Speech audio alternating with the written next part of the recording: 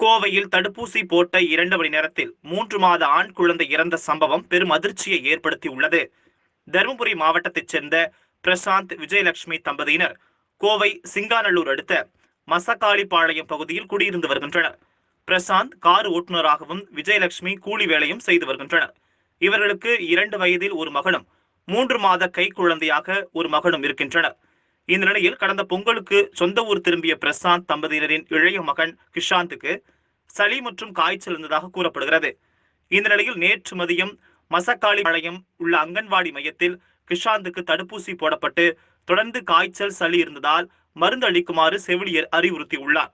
இதனையடுத்து விஜயலட்சுமி கிஷாந்தை அழைத்துக் கொண்டு வீட்டுக்கு வந்துள்ளார்.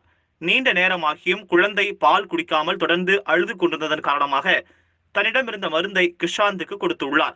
சிறிது நேரத்தில் குழந்தை அழுகையை நிறுத்தி தூங்கிவிட பிறகு நீண்ட நேரமாகியும் குழந்தை எழுந்திருக்காததால் சந்தேகமடைந்த பெற்றோர் உடனடியாக சிகிச்சைக்காக கோவை அரசு மருத்துவமனைக்கு அழைத்து சென்றனர். அங்கு குழந்தையின் உடலை பரிசோதித்த மருத்துவர்கள் குழந்தை ஏற்கனவே இறந்து விட்டதை உறுதி செய்தனர். இதுகுறித்து குழந்தையின் தாய் விஜயலட்சுமி அளித்த புகாரின் பேரில் வழக்கு பதிவு செய்துள்ள சிங்காநல்லூர் போலீசார் குழந்தையின் இறப்புக்கான காரணம் குறித்து விசாரணையை தீவிரப்படுத்தியுள்ளனர்.